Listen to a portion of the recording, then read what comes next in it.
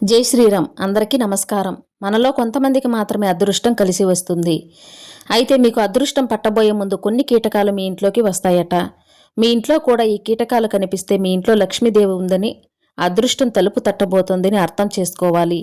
ముందుగా ఈ వీడియోకి ఒక లైక్ కొట్టి మా ఛానల్ని సబ్స్క్రైబ్ చేసుకోండి. లైక్ కొట్టడం మాత్రం అస్సలు మర్చిపోకండి. అలాగే జై శ్రీరామ్ అని కామెంట్ చేయండి. మీ ఇంట్లోకి సీతాకోక చిలుక వస్తే చాలా అదృష్టమని చెప్పవచ్చు. మీ ఇంటి చుట్టూ సీతాకోక చిలుకలు తిరిగితే మీకు కొత్త అవకాశాలు రాబోతున్నాయని, మీ కుటుంబంలో ఆనందాలు పెరగబోతున్నాయని శుభ సంకేతం.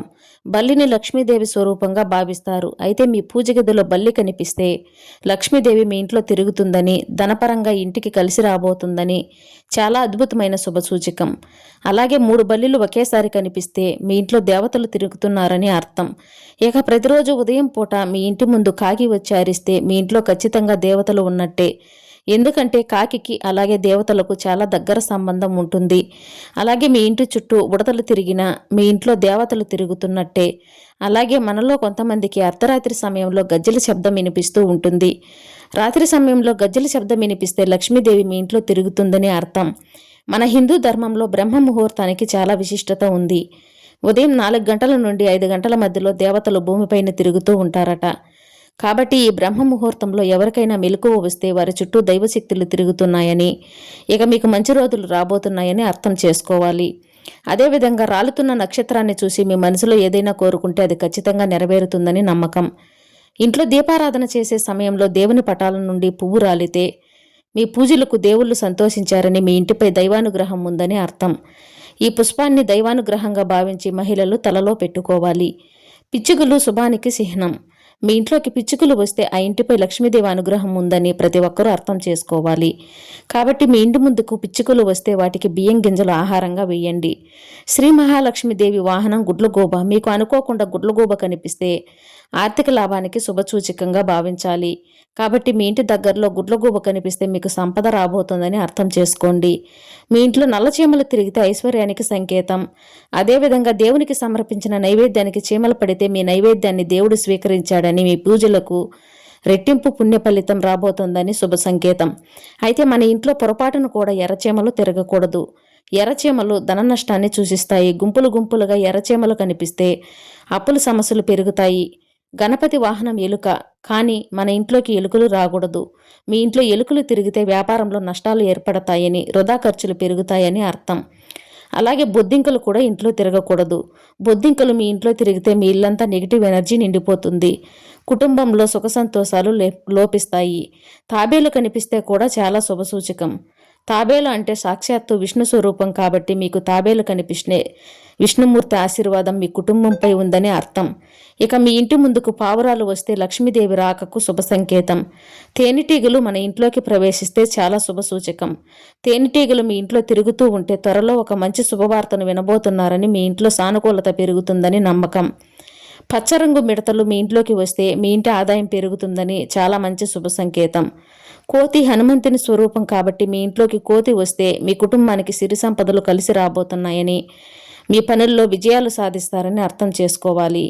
ఇక మనలో చాలామంది కప్పలను చూస్తే చాలా భయపడిపోతూ ఉంటారు.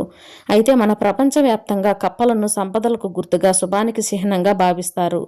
కాబట్టి మీ ఇంట్లోకి కప్ప వస్తే ఇల్లంతా డబ్బుతో నిండిపోతుంది.